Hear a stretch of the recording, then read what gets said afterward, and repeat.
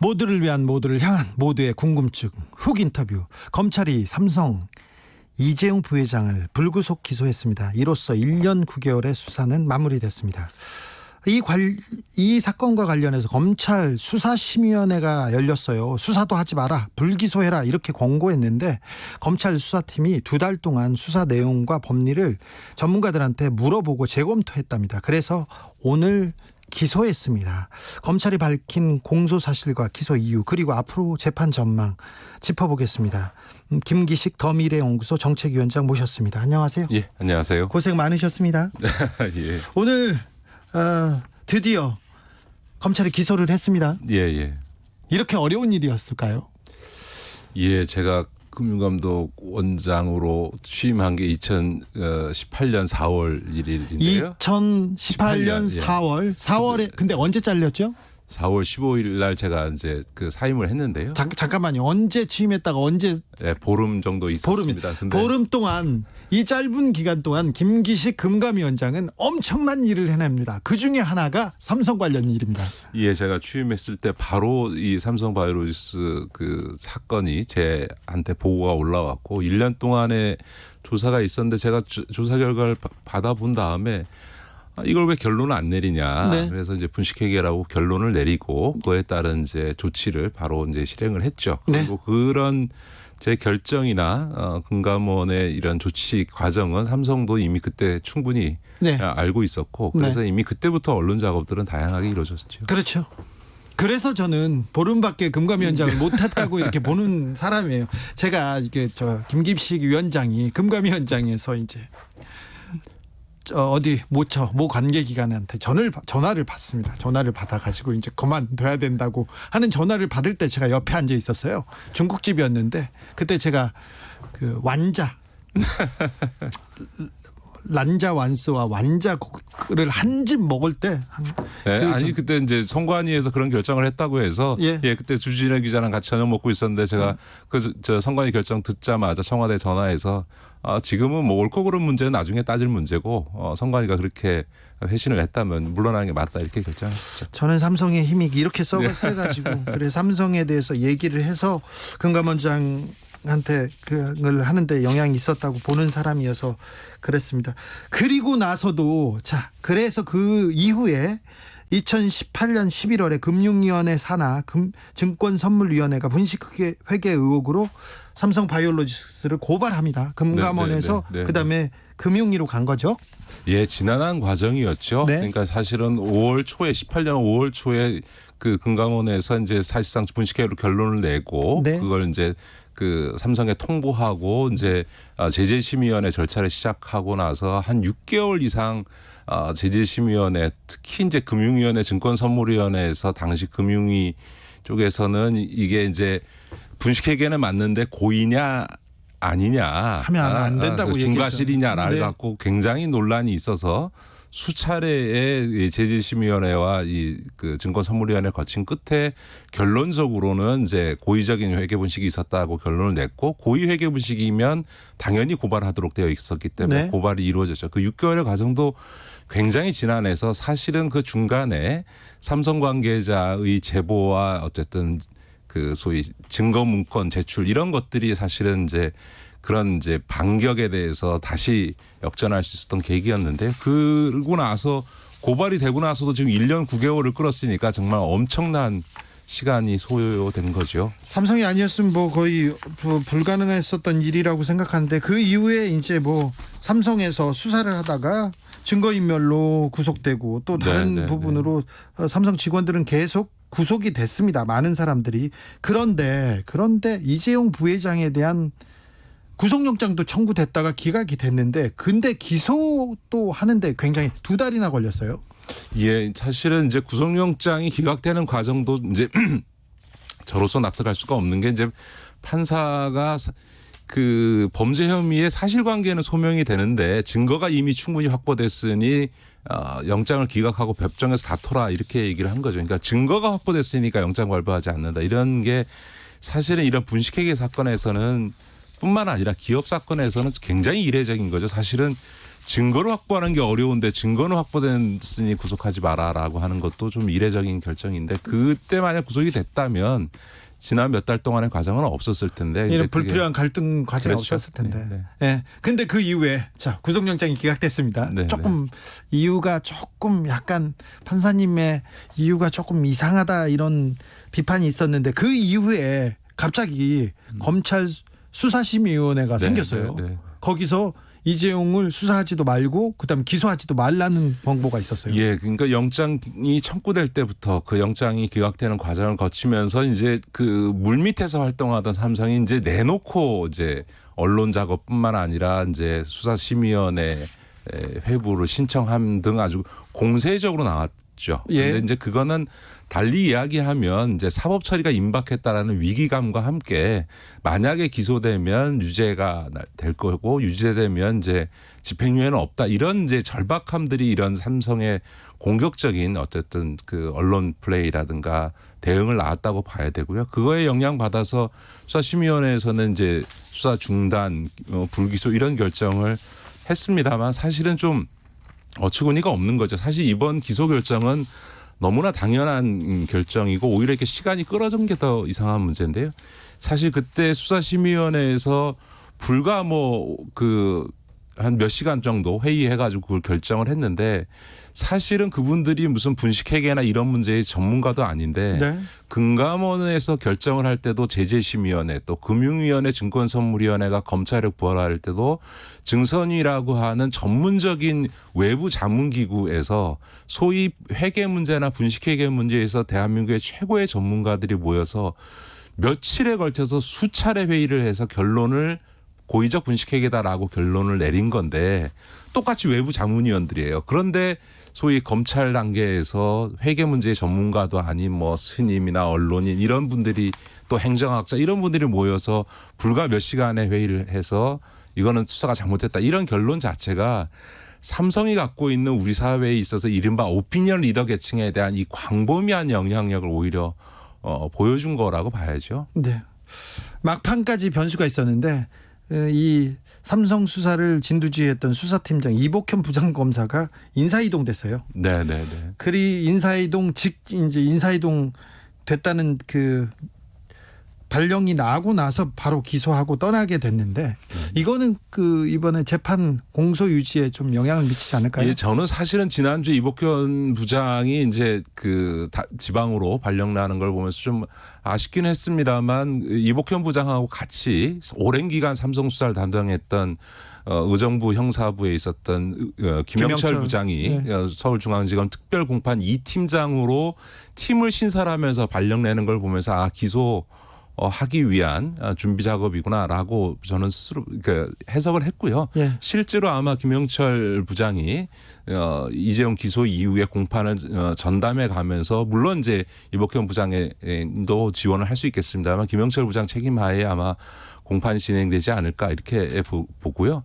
다만 이제 이 삼성과 관련된 수사와 관련해서 이복현 부장이 아마 좀 더 수사하고 싶은 마음은 좀 있었을 겁니다. 네. 그리고 주변에 삼성을 위해서 거짓말을 하거나 장부를 조작했던 회계법인 그리고 신용평가 회사에 대한 수사도 이게 작은 수사가 아니라고 저는 생각하는데요. 네. 그러니까 이제 그러니까 김영철 부장이 공판 2팀장이 된 거는 하여간에 수사의 전문성이나 이런 측면에서는 공판 유지에 있어서는 상당히 의미 있는 조치이긴 한데 이 여죄와 관련된 추가 수사가 이복현 부장이 지방에 가면서 조금 중단되게 된 거는 좀 아쉽게 생각을 하고요. 아마 그 부분들은 재판을 진행하는 과정에서 검찰이 확보한 다양한 증거들이 이게 현출이 되기 시작하면 재판장에 제출되기 시작하면 또 여론상으로는 아니 왜 저렇게 밝혀진 저런 사실들에 대해서 추가 수사하지 않냐 이런 여론들이 또 만들어지면 검찰에서도 추가 수사를 다시 할 수도 있지 않을까 싶습니다.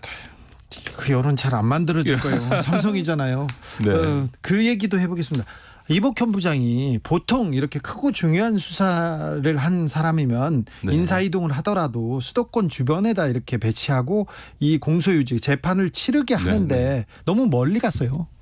예, 뭐 제가 인사의 구체적인 내용까지 배경을 이해할 수는 없습니다만 좀 아쉬움이 있긴 하지만 네. 또 이복현 부장이 원래 그 서울에 오래 근무하면 지방에 가는 게 검찰 인사에서는 순환하는 게 일반적이거든요. 그런 네. 점에서는 뭐 그 서울이 아닌 수도권이 아닌 지역에 발령을 받았다고 해서 뭐 부당한 인사다 이렇게 볼 수는 없고요. 다만 이제 삼성 수사를 계속 못하게 된 점은 뭐 제가 보기엔 좀 아쉬운 부분이죠. 네, 검찰에서는 사익을 위한 조직적인 중대 범죄다 이렇게 얘기했는데 오늘 기소 내용을 보면 어떤 거 이렇게 주목해서 보셨습니까? 예, 그 이번에 이제 언론이 배임죄 기소를 한 것이 이제 새롭게 추가된 혐의다. 예. 근데 사실 그건 너무 당연한 게 배임죄라는 거는 회사가 손해 볼 걸 뻔히 알면서도 하는 행위를 이제 배임죄라고 얘기를 하거든요. 그러니까 그런 점에서 보면 에버랜드 그러니까 제일모직의 경영진이야 이 합병 비율을 조작해서 에버랜드에 유리하게 하는 게 회사의 이익에 손해가 아니니까 배임죄가 안 되지만 삼성물산은 회사 가치보다 저평가되어져서 불리하게 회사 입장에서 불리하게 합병 비율이 정해지는데 그거를 오히려 또 공조하고 묵인하고 함께 공모했다 이렇게 되면 이제 삼성물산의 경영자들은 당연히 배임죄로 기소되는 게 맞고 또 사실상 이사로서의 지위에 있었던 이재용 씨도 배임죄가 성립되는 게 맞는 거죠. 그러니까 이건 뭐 너무나 당연한 법리적 결론이었다고 봅니다. 네. 삼성 쪽에서는 처음부터 목표를 정한 수사했다. 무리한 기소다 이런 입장을 냈습니다.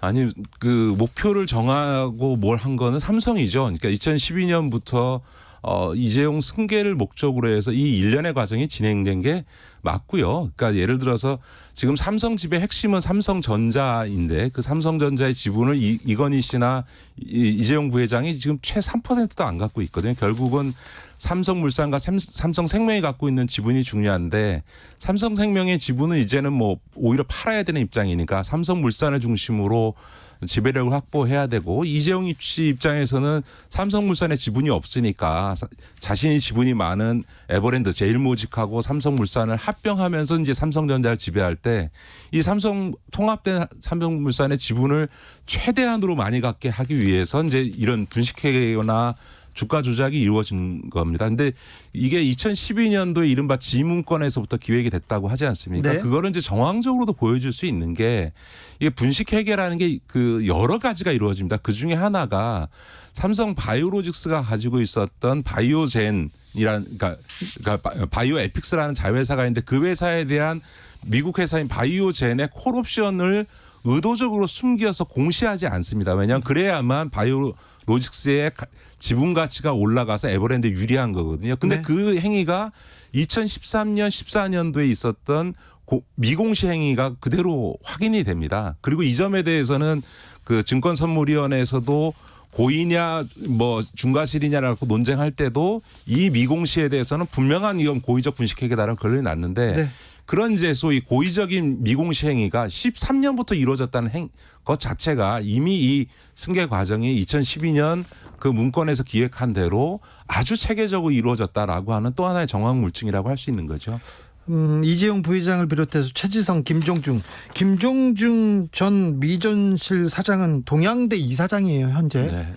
조국. 저는 이번에 주목하는 것 중에 하나는요. 김종중 사장이 사법 처리됐다는 겁니다. 지난번 이제 국정농단 사건 때는 최지성, 장충기 등이 사법 처리된 반면에 김종중은 진짜 중요한 사람입니다. 네, 사실은 이 모든 그 이재용 부회장에 대한 이 경영권 승계 전략의 설계도를 만들고 그것을 실행하고 진두지휘했던 실질적 사령관은 김종중 씨라고 하는 이 재무 전문가 CFO 출신의 이 사람이었던 거고 그거를 실행하는 데 필요한 어떤 언론 작업이라든가 정치권 로비와 관련된 부분을 장충기 최지성 장충기가 담당했던 거죠. 그런데 이번에 이제 드디어 김종중 씨가 이번 분식회계 사건 관련해서는 사법 처리 대상에 오른 거죠. 네. 김종중 삼성 미전실 전 사장은 지금 동양대 이사장으로 가 있었습니다. 참 그래서 좀 이건 또 뭔가 이런 생각합니다. 앞으로 이제 재판에 법원의 시간이 됐는데요. 삼성에서는 이재용 부회장은 관계없다. 탈법 불법이 있었으나 아랫사람들이 다 했다. 이런 전략을 쓸 것 같고요. 검찰에서는 이재용이 직접 한 행위들이 이렇게 많다. 직접 지시를 하고 보고를 받았다. 그래서 그리고 모든 이익은 이재용 부회장이 받았다. 주범은 이재용이다. 이렇게 갈 것 같은데 앞으로 재판 전망 어떻게 가십니까? 아마 이제 그 이재용 부회장과 삼성 측에서는 아마 역대 최고의 변호사비 아마 수백억을 써서 아마 초호화 변호인단을 구성해서 갈 텐데요. 벌써 수백 명이라는 그 보도도 나왔고요. 저는 수백억을 더 넘어갈 것 같습니다. 네, 근데 아마 이제 우리 국민들께서 이렇게 보시면 됩니다. 그러니까 저는 결국 판사가 결정을 하는 건데요. 이재용 부회장이 이 분식회계 배임 사건의 재판이 빨리 진행되면 삼성 측 입장에서 보기에 판사가 좀 우호적이라고 보는 거고요. 재판을 질질 끌면 판사가 간단치 않다라고 판단하는 거다 이렇게 보시면 되고요.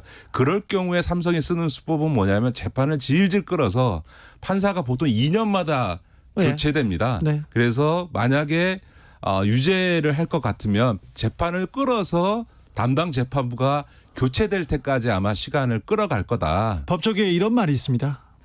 판사일 경우는 삼성한테 유리한 재판은 내가 하고 아니면 놓고 도망간다. 이게 그 불문율과 근데 이제 요즘은 이제 법원에서도 소신 있는 판사들이 있기 때문에 아마 이제 소신 있게 하려고 할 텐데 위원장님 대법에서 파기환송된 재판이에요. 간단한 재판인데 정준영 부장판사 1년 넘게 했습니다. 2심 재판이 8월이었어요. 그러니까 이제 삼성 특히 이재용 씨를 보면 참 묘한 게 그 2심 재판부 정영식 부장이 이제 형을 깎아서 집행유예를 해주는 경우나 이번에 파기환송심의 정준영 부장이 또 집행유예를 해주기 위해서 무슨 감경 사유를 자꾸 거론하면서 준법감시위원회 해라 이러지 않습니까? 근데 그 재판을 4번 받았는데 그중에서 2번을 굉장히 이재용 씨한테 유리한 판사를 배정을 받아요. 그러니까 정말 사람이 한 번 행운이 있기도 어려운데 이게 연달아 있는 것도 참 특이한 경우인데 특별재판부를 만듭니다. 갑자기 법원에서. 그랬더니 정영식 부장판사가 특별재판부로 가고 거기서 이제 2심에서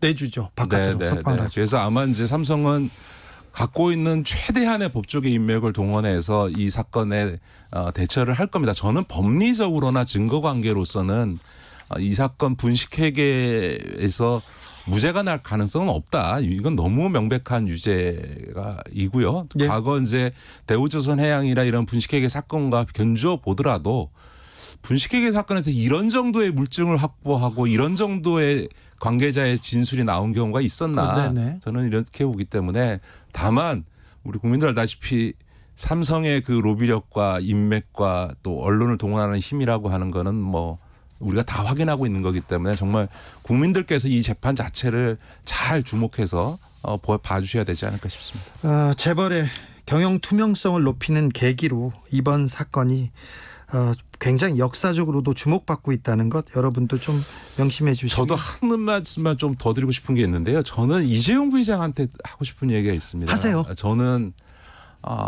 이제 과거를 단절할 때가 됐다. 그 과거 단절 핵심은 뭐냐면 아버지 이건희 회장 때부터 돈은 벌지 않으면서 소위 이건희 회장이나 본인 이재용 부회장을 보좌하면서 삼성의 최고 권력을 누려왔던 미전실.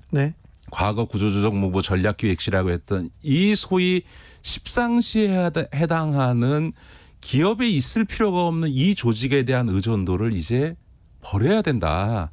오히려 이번 사건에 기소된 걸 계기로 해서 이 봉건적이고 구시대적인 미전실의 인맥과 기능을 버리고 정말 현대적인 기업 경영을 하는 계기로 삼아야 된다. 그래서 실제로 삼성전자의 저 뛰어난 CEO들이 그 미전실에 간섭 없이 그 호가호위하는 사람들의 간섭 없이 소신껏 경영을 할 수 있는 환경을 만들어주는 게 본인을 위해서나 삼성그룹, 삼성전자를 위해서도 좋다. 이 말씀을 꼭 드리고 싶습니다. 그 뛰어난 삼성의 인재들이 그리고 사장들이 최근에 인터뷰를 했는데 전문 경영인은 안 된다. 오너만 경영할 수 있다. 이런 인터뷰를 볼 때마다 가슴 아팠습니다. 대서특필되고 그랬는데 이번 계기로 삼성이 국민의 기업으로 우리의 기업으로 또 삼성 노동자들의 기업으로 돌아오기를 좀 바라봅니다. 지금까지 김기식 더 미래연구소 정책위원장이었습니다. 네, 고맙습니다. 최지성, 장충기, 김종중 그리고 이재용 부회장님 언제든지 저희들은 여러 삼성 측의 입장을 들어줄 자세가 돼 있습니다. 기다리겠습니다.